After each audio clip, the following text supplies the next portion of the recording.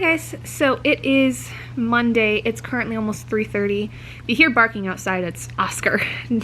Robert is playing with him outside with like a little RC car, and Oscar's loving chasing that thing. It is so freaking funny.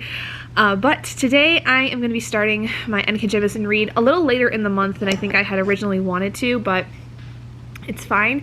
Today I'm going to be starting Far Sector. Well, technically continuing because I started the first, the prologue of this last night, but my goal is to read the entirety of that and then get a good start on the 100,000 Kingdoms, because if you're joining me for the N.K. Jemisin Read-Along for 2023 that I'm hosting, this month our novel is more so the focus, but Far Sector is kind of like in addition to the reading, and it's just because this is N.K. Jemisin's only graphic novel that she's really worked on, and I did not realize this until I was reading it last night, that I did not realize this was part of the Green Lantern universe within DC. I should have probably have guessed based on the way that the title is, but I don't know why I didn't make that connection beforehand.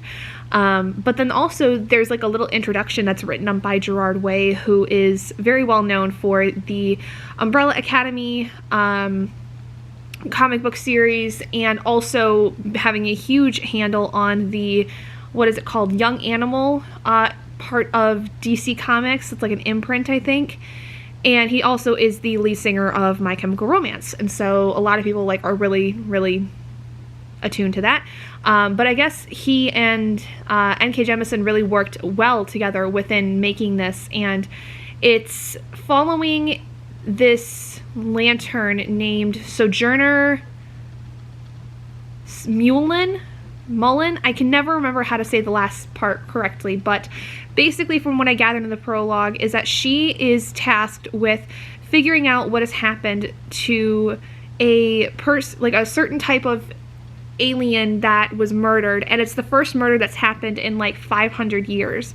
So this is a big deal, and they're starting to think that maybe this is something starting off possibly trying to start a war of some kind. But as the Green Lantern and then protector of various different realms and planets, she is tasked with finding out what happened to that alien that was killed. And that's pretty much all you get from the prologue, and you learn a little bit about some of the lore and in terms of the history, how all the different species came together, and how there's a lot of animosity within different groups. The more human-based species are looked at poorly by the other species because they're not as evolved, things like that, and various other kinds of speciesist and prejudicial things going on, which is not uncommon. It's going to happen in most books because that's a pretty common thing you find. Like I said, that's not really a requirement for the read-along. It's more of if you get the chance to read it, it's totally up to you, because I'll be talking a little bit about it in the live show for the April reads, in terms of what people think about it, whether we want to see more from N.K. Jemisin in terms of graphic novels, something like that, because this is the first one she came out with, and it's this is currently a bind-up of all 12 issues. And I would be curious to know whether people think that she does really well with writing on graphic novels, not necessarily doing the art, because the art is done by somebody completely different, but at least writing out stories in a graphic novel format. Is that something that she's good at? Should she do more of that? That's kind of the thing that we're looking at. And what are some of the important things that she brings up within the graphic novel that may be brought up also in her novel. Now, the novel that we are reading is the first book in the Inheritance trilogy, which is the 100,000 Kingdoms. Come back when I have read the entirety of Far Sector, because I think I just want to reserve my thoughts for this until I finish it, since just a graphic novel, super easy to fly through, so I'll just reserve my thoughts for that when I get done with it.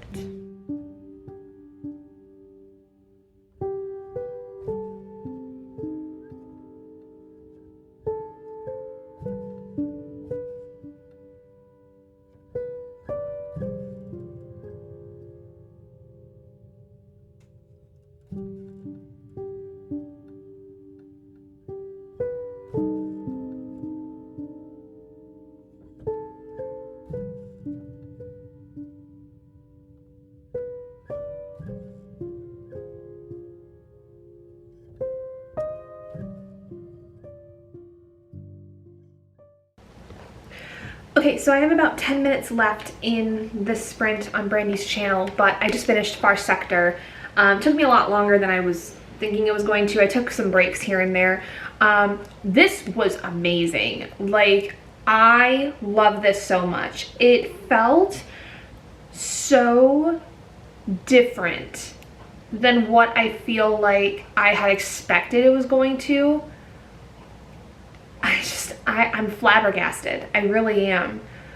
This definitely felt like it was an entire movie. Like, it felt so rooted in what I remember of Green Lantern, in terms of the fact that, like, you have a character who is brought on to be a Green Lantern because they are looking to seek justice in some capacity, and they are a proponent of justice. And the main character here, Jo, she was originally a cop and also is a military vet, and she's a black woman and has seen things at the hands of people in power that have really made her question her time with humanity and really questioned her faith in humanity. And so when she's sent on this year-long assignment where she has to basically take care of this planet that is being ruled by 3 different factions of alien species, and finds out that there's some really tense things going on with them, she learns that it's not just humans who are always looking for some kind of dominance over others. That every single alien species, no matter how evolved they seem, they are still looking for some kind of power over another. And it's really interesting to think about how it really doesn't matter who you are. It doesn't really matter where you come from. If you're willing to stand up for others, you make a difference. If you're willing to put yourself out there to defend the rights and defend the ability for people to live as they want, the ability for people to live as they see fit for their own lives, you are making a difference, provided that in living their own lives, it is not hurting anyone else. It is not hurting any other group physically, mentally, emotionally, or spiritually. And when people say that it's hurting them in those ways, it's actually true, and not somebody just saying it so that they can get somebody to stop doing something that's not even actually supposed to be harming them in any way. For instance, like just being a black person, being gay for one, because in this, Jo is at least bisexual, if not pansexual or anything like that, but she's definitely bi at the very least. And this just, I think, hits so many different levels of the same things we've seen so far in specifically the Broken Earth trilogy, where there is this hierarchy of things, there is this dominance for power struggle, and it's fascinating to see how that theme is so interwoven with what N.K. Jemisin writes, because ultimately it's writing from a place of experience. It's writing from a place of understanding this in your own life, because as a black woman, N.K. Jemisin very likely has dealt with very similar aspects of having to fight for her rights as a person, having to fight for her rights as a woman, having to fight for her rights as, you know, if she's on the LGBTQ spectrum at all, where she is on that. And so I feel like, though, no matter what book I read of her so far that has hit that, no matter what format it is in, it's so beautifully done. It's so wonderful, and this was so fun to read. And like I said before, I didn't know that this was part of the Green Lantern world. I didn't know that this was part of the DC universe. And now I genuinely want to, for one, read more of what NK's written, but I actually want to go back and read some of the DC comics. I've been wanting to go back and read some of the Marvel comics, but I feel like now, even though Green Lantern I know is not a lot of people's favorite part of DC, I want to go back and read them. Like, I want to go back and read more of the DC comics. So if anybody has like suggestions of like a good place to start, please let me know down in the comments below. I will say that if you've never read anything comic-wise from DC at all, this is a good place to start. Because at the very least, it doesn't go into like the whole, you know, timeline of the Green Lanterns or anything, but at the very least, it gives you a taste of what the Green Lanterns are about. But it's also written by somebody that has a very different perspective of what it means to be a hero, what it means to be somebody standing up for others, and what it means to really getting justice. And I'm floored, I'm flabbergasted, I'm sick to my stomach. Like, everyone told me I was gonna love this, and I'm not surprised that I did, because I've really enjoyed everything NK has written so far. I don't know why I thought this was gonna be anything other than amazing. It was just chef's kiss, absolutely fantastic. I love this. I want more of this. I want more Joe. I want more of this part of Green Lantern. I want more of NK Jemisin writing graphic novels. Like, I need it. I need it yesterday. I need it now. I need it 2 days from now. I just want NK to write more, and I want her specifically to write more in this character, because I love Joe. I love Joe so much. I loved Ken had. I loved the whole banter between the two of them. I loved Sin. I loved just everything about this was absolutely amazing. Like, full stop, 5 out of 5 stars. Will be thinking about this now for some time. Highly, highly recommend for a comic series if you have never gotten into comics before, specifically through DC or Marvel.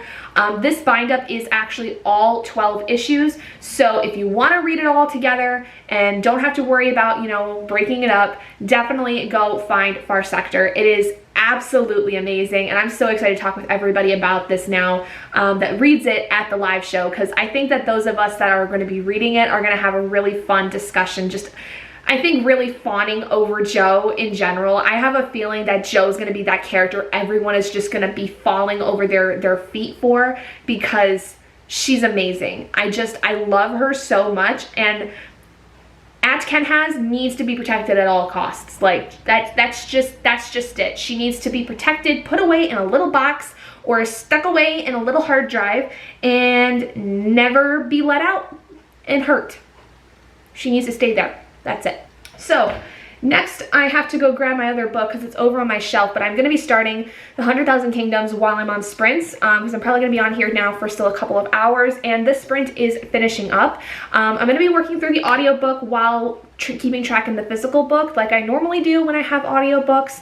So I'll let you guys know where I get to tomorrow when I have the ability to, if I'm not too tired by the end of the night before I go to bed, but I'm hoping to get through a good chunk of that. So really loved Far Sector.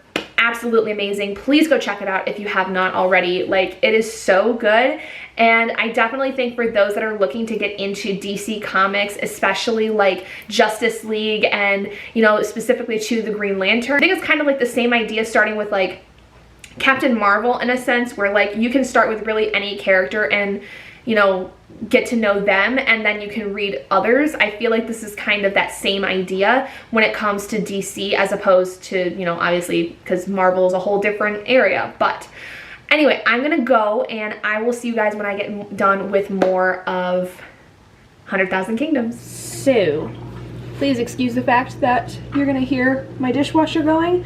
I'm currently in the process of making dinner, but I have a few minutes, and I wanted to end this vlog because I just finished, while cooking dinner, The 100,000 Kingdoms by N.K. Jemisin. This is the first book in the Inheritance trilogy. Now, essentially what the plot of this is that we are following a character who is the, like, heir to this kingdom, basically, and her mother was killed.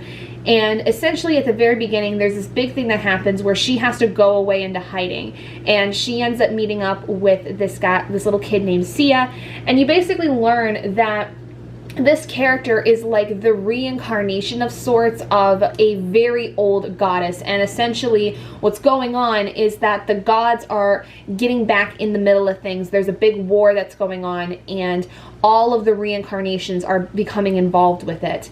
And essentially she starts to learn about this goddess that she supposedly is embodying, and the reason why she has to go into hiding is because essentially, like, it's very likely she could be used as a pawn of some kind, in the way that her family believe that she could then possibly be used as a sacrifice of sorts. And so, like, there's a lot of stuff going on within this. I liked this. I feel like I got very, very lost throughout parts of it, though. It didn't really feel like a lot actually happened to me personally. I feel like that's why I got very lost, is I just felt like not much had happened. But what did happen that I loved the most was the relationship you saw between Sia and the main character. I don't even really know what her name is, because they called her like 3 different things, it felt like.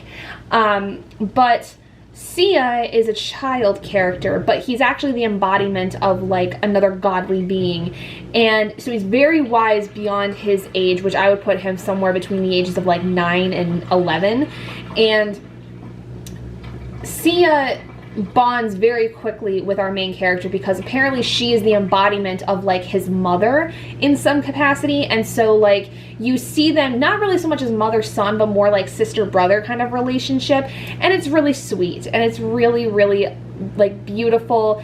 And Sia is just sassy and fun, and I really enjoyed his aspect of it. I liked it enough, and I did especially like the way that the story ultimately ended. It ended with a very, very good kind of, not really like bang of an ending, but it did end in a way that I think would be really interesting to see what else this series has in store for us, because it ended almost as if it could have been a standalone, if anything. So I'm curious to see how the next books are going to go. But I want to wrap this up here quickly, because I do have to finish dinner here. But the live show for the 100,000 Kingdoms and for Far Sector is going to be the first weekend of May. It is going to be Saturday, May 6th at 8 p.m. Eastern Standard Time. But otherwise, thank you guys so much for joining me in this video. I hope you guys did enjoy it. Let me know what your guys' thoughts were on the 100,000 Kingdoms and Far Sector, if you read them for the NK Jemisin read-along. If you have not joined the NK Jemisin read-along as of yet, you still can at any point in time. We are getting into a new series though, so I do recommend that if you're going to join up, to read the 100,000 Kingdoms before going to the live show. And so we'll be working on the Inheritance trilogy for April, May, and June, and July we'll be doing something a little bit different, but then in August we'll be getting into more of an essay kind of book. So I just want you guys to still be able to participate if you'd like to join, but at the very least, please feel free to come and join in at any point in time. But thank you guys so much for joining me in this video. If you guys did enjoy it, please do give it a big thumbs up. And if you haven't already and you'd like to be and would like to see more content like this, go ahead and hit that button down below and subscribe to become an owlet in our flock. And I will see all of you guys in my next video. Bye guys.